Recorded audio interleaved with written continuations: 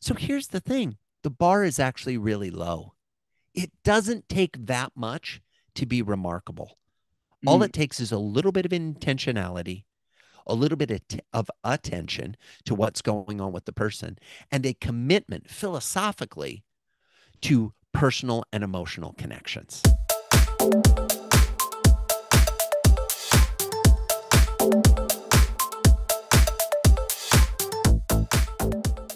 Genesis Nation, welcome. I'm honored. I'm stoked to have this gentleman with us.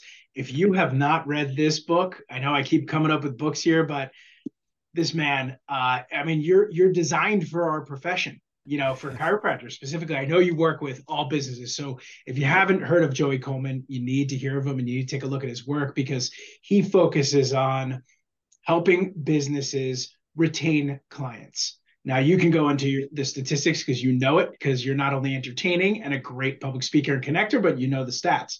And really, I think that's one of the biggest problems, especially in chiropractic. We focus so much energy on getting new patients, new patients, new patients. I've heard it, new patients are the lifeblood of a practice. Yet, what happens when we lose them? And that all important word of retention, right? And retaining customers. It's important for every business because we've spent so much money to get them.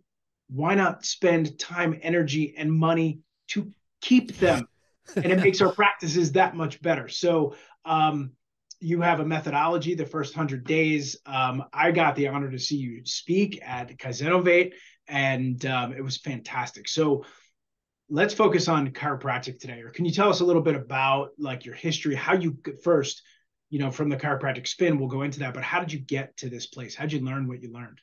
Yeah, well, for what it's worth, my first chiropractic adjustment, I was about 16 years old. I was running on the cross country team and was having some challenges with my hips and went to a chiropractor. And I've been a loyal chiropractic patient since then. So, super excited to be here with Genesis Nation talking about an amazing industry, chiropractic care, that I think struggles with something that many businesses struggle with, which is how do we keep those patients? How do we keep those customers that we work so hard to get? My background's crazy eclectic, Brian. I was a criminal defense lawyer.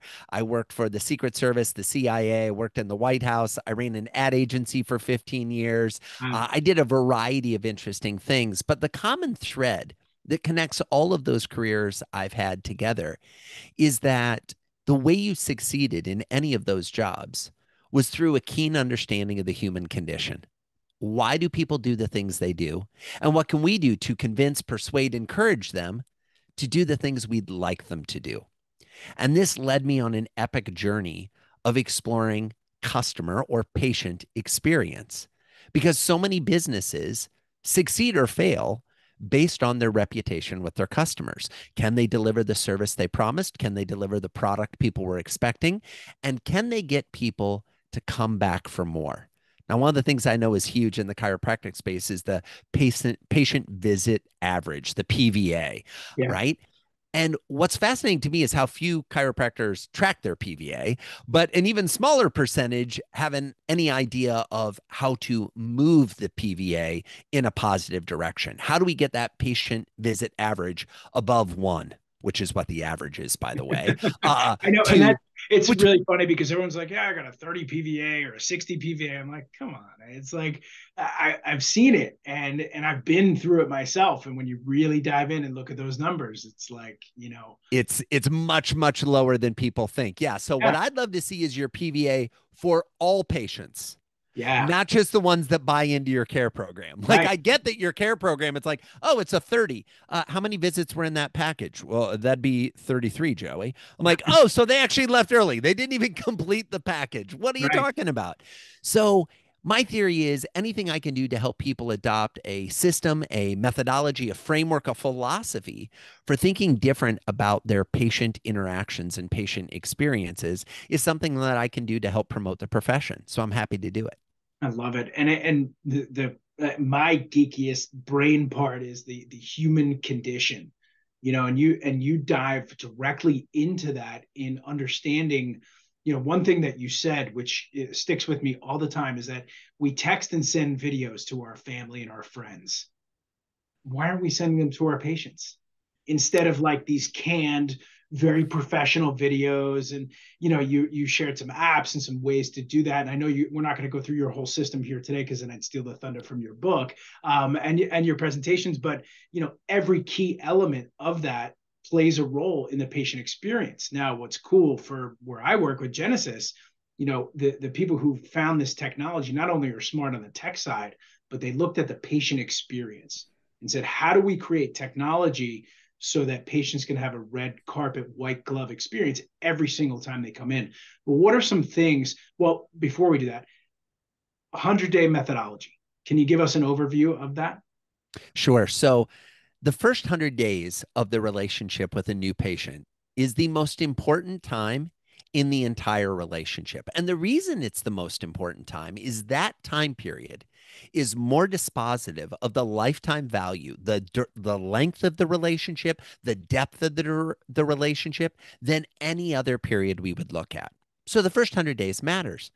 But it matters even more when we look at the typical human behavior in the first 100 days of a relationship with a new business, whether that's a chiropractic relationship or any other type of healthcare provider, or frankly, any other type of business that we're interacting with.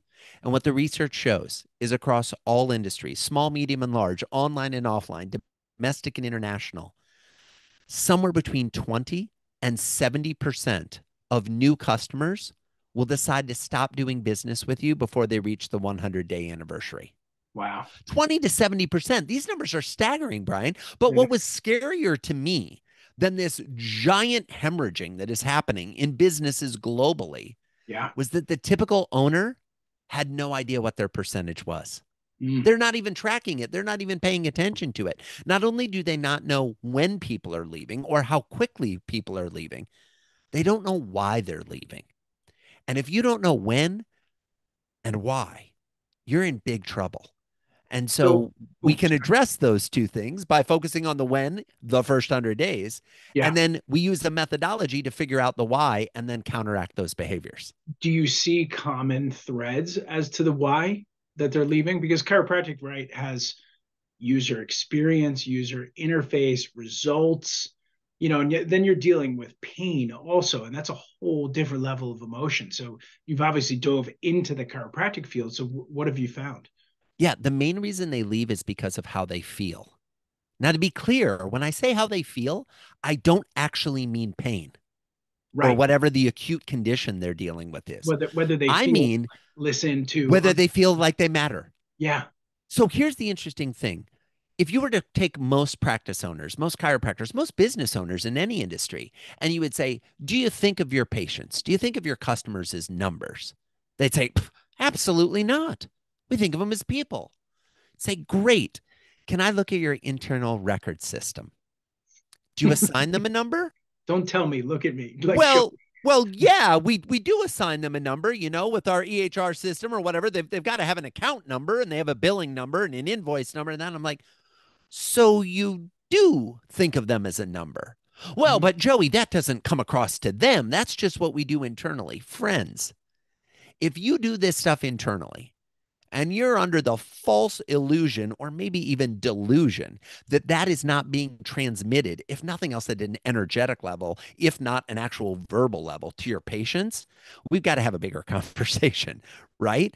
Yeah. How someone feels when they walk in your office, when the receptionist greets them by name, when the doc comes around the corner and says, "Oh my gosh, so good to see you, Brian. Come on back. I got the table ready for you." When they're done and they're walking out, and the CA or somebody else on the staff is like, "Always a pleasure to see you, Brian." It's kind of like Cheers. We Yes. all want to go where everybody knows our name, right? There's a place. That's where we want to be. And there is no excuse, especially given the type of care that chiropractors provide, to have that personal and emotional connection, to call people by name, to interact with them in a way that is not transactional, that is not sterile, but instead is warm, is personal. I mean, let's be candid, Brian. Most patients' comparison for chiropractic care is the other doctors they've dealt with in their life. And The it's place, it's apples to oranges too. it's apples to oranges, we know, in terms of the care, but Not that's who they're comparing us to, right. right? They're comparing us to their regular MD, or maybe their dentist, or someone else they went to, maybe a physio, someone they went to get care for their body, an Yeah. optometrist. I mean, it could be any number of these things. With all due respect to the folks in those professions, none of those are stellar experiences. Right. I don't know many people are like, "Oh, Joey, my eye doctor. Let me tell you, Right. Or fabulous. I'm going to the Love going dentist there. and I I'm want to going get to the my teeth dentist." stripped. Yeah. Yeah, it doesn't happen. So here's the thing. The bar is actually really low. It doesn't take that much to be remarkable. All Mm, it takes is a little bit of intentionality, a little bit of attention to what's going on with the person, and a commitment philosophically to personal and emotional connections. love it. I'm gonna, if I'm not an expert. Well, I love this stuff, but I'm gonna add technology in there too because when I was running a practice, I couldn't remember things. So I Yes. got in the habit not using sticky notes because I outlawed those because they lose their stickiness and they're gone. But I would use Genesis, our technology, to actually take notes on family, business relationships, hobbies, things like that, so that those common points, you have those, and you're able to be human first versus like looking at an X-ray only and saying, okay, face down on the table, I don't want to talk today. So, can you give us kind of, without giving away all the thunder, can you give us a couple tips and things that you've seen successful in your, in a lot of your chiropractic clients and their offices? Absolutely. Let's start, Brian, with the one you just mentioned, because in many ways it's such low hanging fruit for any chiropractic office. There should be a field or multiple fields in your patient record software. I know you're all using different types of software, and that's fine. Everybody listening here is smart enough to be on Genesis, but there might be somebody that they forwarded the Yeah. podcast to that isn't yet part of Genesis Nation. So come on over to Genesis And Nation. You'll be well and taken. we'll have the links below. Links below. Come on over. You can join in. But here's the thing, there should be a field where not only you, as the doctor, are putting in notes, but your team is too. Yeah. I worked with a chiropractic office years ago, and their receptionist was brilliant. She was amazing. Like, people would come in and they'd tell her the life story. Like, she just was one of those people. We all have someone like that in our life that it seems like we tell them even our deepest, darkest secrets, and we don't know why we're telling them. They've just got that kind of face or that kind of Yeah. personality. This was one of those people. And when they went back in to get an adjustment, she would put in some key talking points into the notes. Mm, Things like their kids' names, yeah. where they went to school, what they like to do on the weekends, their favorite movie, their favorite book, their favorite hobby, their favorite sports team, where they like to go on vacation, who they knew in the area, family members. Oh, the grandparents were coming to visit from Hawaii or whatever it was. She'd put in all these little nuggets, all these little kernels into the notes. And don't you know, when someone had an appointment 2 weeks later to come in, and she'd look at the schedule and say, oh, Sandra's coming in at 3 p.m. today. She'd do a quick scan of that note at about 2:30. And then when Sandra walked in, she'd be like, all right, I got to ask, but I know we're going to get you in and get your adjustment. We're going to take care. How was the visit from grandma? Nice. And now that patient feels seen. Yes. They feel heard. They feel appreciated. They feel valued as a human being. All she was doing is writing down what they said. And to your point, not putting it on a sticky note, because let's be candid, ink fades slower than memory, Yes. and bits, ones and zeros in the software, fade even slower than the ink. Yeah. So get it into the software, put it in there, and make it so that it's available and accessible to everyone, so that you can't call up a patient record without seeing that personal and emotional information right up there next to it. So that's the first thing I would do. Love it. Listen for the golden nuggets that drop from the sky, the little tidbits your people are giving you. Number two, look for little moments of surprise and delight. What do I mean by that? Lots of times people think about gifts and presents as requiring a huge investment of time, effort, and money. And that if you're going to give a gift to one of your patients, well, that means I got to give it to all of them, Joey. No, you don't. How many mugs You do you? really don't. You know, Yeah, you don't want any ex- more logoed mugs. exactly. Let me tell you, no one, none of your patients are sitting at home right now going, oh my goodness, do you know what would make my life complete? If I had a ceramic white mug with a one color logo of my chiropractor. that I would have reached nirvana. No, no one is wanting Yeah, an but they item are with your asking, logo they're on it. asking for the squishy spine, aren't they? Yeah, yeah, sure they are, right? Yeah, okay. I'm sorry. I'm not anti-promotional product and anti-marketing tool. I'm against you thinking that's a gift. If you Mm, doubt the validity of that statement, I ask you to just imagine yourself on Christmas morning or your birthday or one of the nights of Hanukkah, some celebration, and you see this beautifully wrapped present, and it's from your grandma. And you open it up, and it's a sweater with her name on it.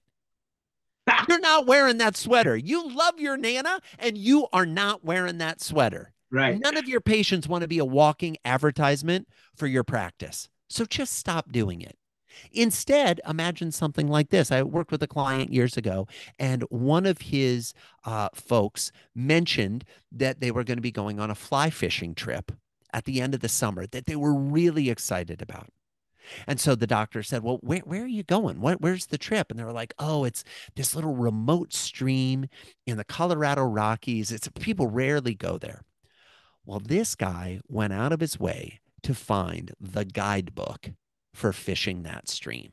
Mm, Went on Amazon, did some search. I think it cost 15 bucks, 17 bucks. It was, yeah, kind of a self-published thing, not fancy, not right. special. And the next time that person came in, they said, I was thinking a lot about that and thought you might find this useful, and handed over the guidebook for I fishing. don't care how stoic somebody is, that's going to melt them. They were blown away. They were Yeah. blown away. They're like, first of all, where did you find this? More importantly, how did you even remember that this was the stream I was going to or the river I was going to? What? This person is going to be loyal till their final days. It doesn't require that much extra effort.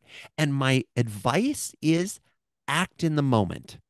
So here's something that chiropractors are guilty of. We all are as business owners, right?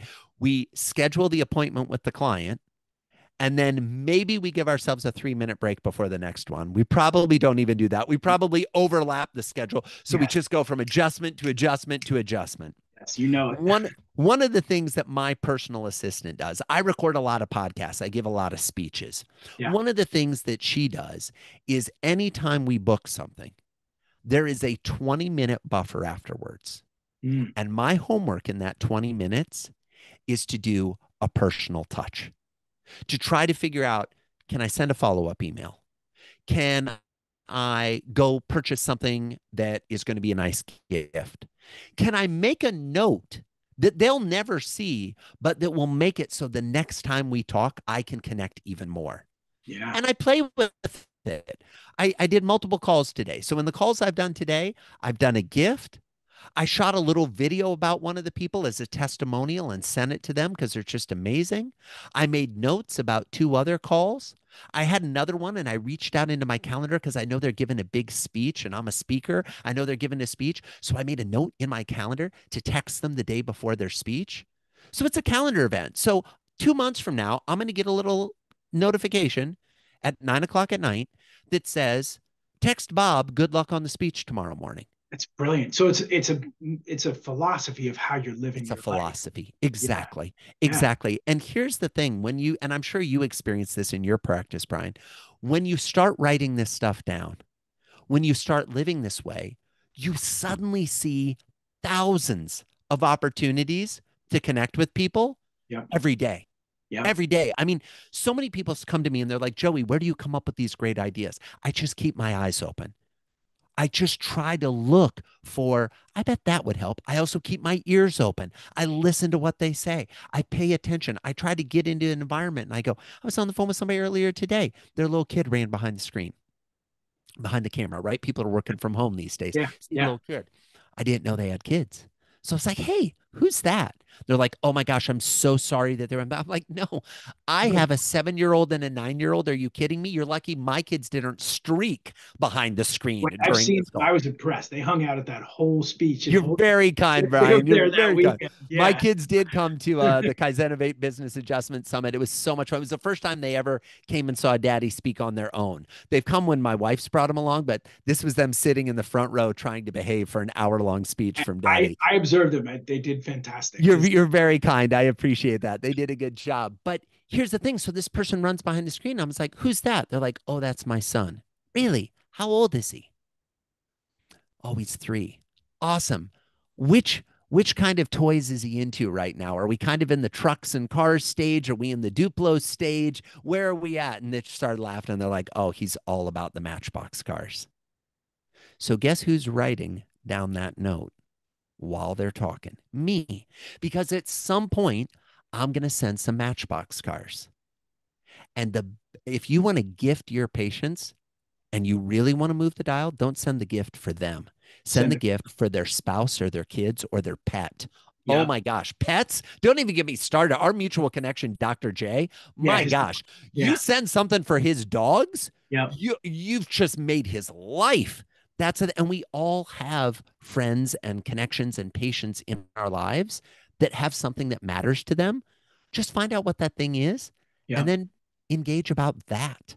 Ask So them questions about that. like in this philosophy and the way you're approaching your life, I don't know if these things are inherent to you, but you just seem radically curious and you're present.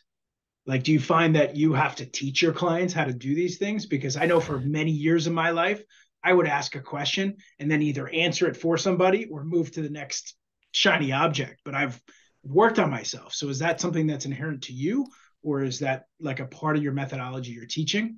Oh, Brian, let me be clear. I've worked on it too, brother. Okay, I don't know. Maybe there are people who naturally come into the world like this, and I actually think most children are wonderfully curious. Yes. Why is it that little kids are always at, why does it work that way? Why does this? Why? And what Yeah. do we do as parents, as teachers, as adults? Stop with the questions. Yes. Stop Because asking why so much. yeah. So great. We beat it out of them.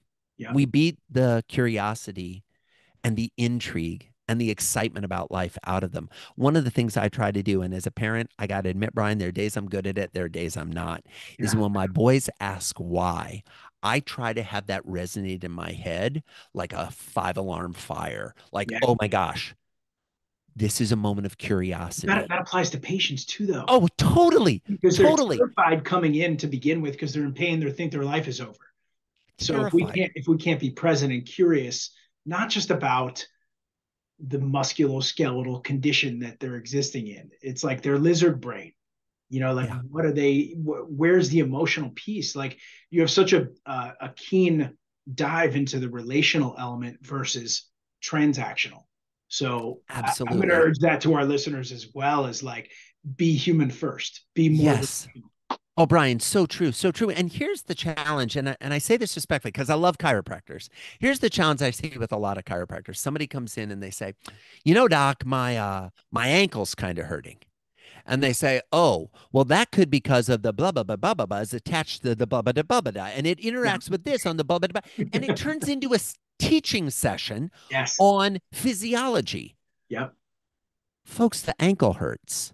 Make it stop. Yeah. That's literally what happens. There's such a desire, and again, I say this respectfully because I know a lot of this is taught in the chiropractic schools. Mm-hmm. You don't need to be a prophet for chiropractic care Yeah. all the time. You can be, and that's fine, but not every patient wants that in every interactions. Yeah. Wait till they're curious. Hey doc, why is it that you think that this ankle keeps bothering me? Well, Joey, you're probably not rotating the ankle the way you should be. Let's talk about your shoes. Let's talk about whether you stand or sit all day. Let's talk about how you think about your diet and where you might be getting some water retention or some salt issues or do fill in the blanks. So instead you're saying, okay, my ankle hurts. That sucks. I'm sorry. It must be really difficult to walk your dog. Exactly. Exactly. And you're connecting with them with what matters and trying to resolve their situation. And then, if they're still curious, turn it into a conversation about where do we go from here. But you asked a question I want to come back to, like, what was I just naturally curious or how does this work? It's a skill set that we can all practice Yeah. and it's a skill set we can all learn. And anybody listening or watching, what I'd encourage you to do is start to practice it now. Yes. Just get curious. The next time you see a patient, even better yet, the next time you interact with an employee, because you know who you have fewer notes on than your patients? Your Your employees. employees, Yeah. which drives me insane. I'm like, oh my gosh, these people are in front of you all day, every day. Yeah. And the They're number of chiropractors, helping you like run, like make your life, make a living. your practice wouldn't exist. Your lifestyle wouldn't exist. None of this would exist if it weren't for your team. And yet I will regularly ask chiropractors and other business professionals too. This isn't me just bagging on chiropractors, but I'll ask them things like, hey, your receptionist, what's their favorite thing to do on Friday nights? Go home? No, that's not it. No, That's not it. I promise you. no. What is it? And some will say to me, "Oh, but Joey, that feels like I'm prying. Feels like I'm getting into their personal life." Well, if you're creepy about it, yeah. If you're Yeah. weird about it, yeah. But if you're curious about it, it just makes you more human. I'm glad you said that because there's definitely a difference. I mean, between creepy and I've taught my daughter this from day one. I was like, if you feel creepy around someone, it's true. So that's important. So you talked about three items because we're coming closer to our time and attention span of humanity in the sake of being human. You talked about uh, gifts versus just those things. Then you also talked about oh my goodness, because I got so caught up in this. There were three things. It was remembering things, writing them down, Right. and way more than just birthdays because people are even inundated with that. Like Facebook, you get 7,000 messages from people you don't even know. Totally. So writing things down and listening curiously to put those things, sending a real gift related to what's important to that patient and their life. And what's the third piece? So how about a third one of genuinely say thank you? Ah, It's pretty basic, pretty cheap, pretty easy. You mentioned earlier sending videos. I love sending videos because you're right. We're at this unique period in human history where the videos we get on our phone, the text message videos that someone sends us, as a general rule, come from our college roommate, a sibling, maybe a parent or a child, a good friend. We're not getting those from business providers and yeah, certainly not healthcare professionals. Because whenever I talk about this, people are like, but Joey, HIPAA, it's going to be so bad if I refer to their condition on the video. Folks, I didn't say give them a diagnostic video. I right. said give them a video of gratitude. So here's what a gratitude video looks like. You take your phone out, you flip it to selfie mode. You're going to shoot a video. The video goes something like this. We'll pretend I'm making the video for Brian. Hey, Brian, Dr. Joey here. I just wanted to say you're a rock star human being. I love the opportunity we have to interact. I love it every time I see you. I find myself thinking about you even when you're not in front of me. I know that sounds a little bit weird, but that's how much I like who you are. I love that you're so committed to your family. I love that love rock climbing. We've got that in common. I love that just when you walk into a room, the room gets better. Mm. Thanks for gracing me with your presence and your friendship. It's a I'm gonna delight. I'm gonna save that video. That made me feel warm and fuzzy. and Thank you. and it's straightforward. And you notice I didn't talk about any condition. I didn't say, "Oh, I'm excited to see you in for your next adjustment." It's not a sales video. It's a thank you video. It's Yeah. thanking a human for the role they've played in your life, the impact they have in your life. I have not met a human on the planet, and I've had the unbelievable good fortune to travel to all seven continents. I've spent time in more than 50 countries. I've spoken to hundreds and hundreds of thousands of audiences. I have yet to meet a human being who said, Joey, I've been seen enough. I've been heard enough. I've had enough people thank me for the role I play on the planet. I've never come across that. Everyone, even the people you look up to, the people you admire, the person on the stage, the person who wrote the book, the person who runs the company that you wish you worked for, the doctor who is just leading the charge and is creating, unbelievable new techniques in the space, the tech company that has created the technology that just your practice couldn't operate without. Any of those people would appreciate a message of thanks from you. No matter who they are, how much power, how Doesn't little matter. money. Yeah, Yeah. exactly. Because frankly, the further you find yourself up the hierarchical chain, okay, the less you have people saying thanks. Yeah. The more you have people saying, hey, there's a problem. Hey, I Get need this away. from you. Can you Yeah. help me with this? Rarely are those folks getting, gosh, thanks for being you. Thanks for showing up. Thanks for, you said earlier, and I so appreciated this, that you valued my presence. That meant the world to me. I, Huh. I try to be present. I'm critical of myself when I'm not present. But the fact that your experience of me was that I was present, I'm like, this is working. Yeah. Do it more. Your patients are the exact same way. Your employees are the same way. Your spouse, your children, your parents, your siblings, your neighbor. The humans you interact with are the same way. I mean, we can end it right there. I want to thank you. You are like an epigenetic engineer, literally like shifting the genetic expression of humans that you're interacting with, because, reading your book, seeing the stuff you're doing, putting this in play in my personal relationships also, not just business. I mean, obviously your playground is business, but you're doing great work, and you are a gift to the chiropractic profession. I thank Dr. J for introducing us, and thank you for being on this podcast. And if you haven't worked with Joey, if you haven't read his book, you got to see this man and this human. And you are a pioneer in the relational field. And you're not, and it was something that kept coming up, and we got a minute or two. Like, your work isn't woo woo, even though you brought up energy, because that scares people, even chiropractors. But Totally. this is like basic psychology and relational dynamics. So good on you, man. Thank you. Brian, thank you so much. I so appreciate that. And here's the thing, if you're driven by science, the things I'm suggested are backed up by science. Yep. If you're driven by emotion and energetics, the things I'm saying are backed up over there. So I don't care if you're more of a hug the people or a what's the bottom line, Joey, what's the ROI on this effort? We're going to be able to check all the boxes. Yep. And I just so appreciate your time. I appreciate the time of everybody listening in. And I hope you've gotten one or two ideas for how you might be able to go out and create even more remarkable experiences for your patients, your employees, your coworkers, your colleagues, your significant other, your neighbors, any humans you interact with. Right on. I'm just going to point out that you were looking at the audience when you were saying that too. So you're paying Doing my best. attention. You're curious. Thank you so much. I look forward to working with you again in the future. And Genesis Nation, please check this guy out. Thank you.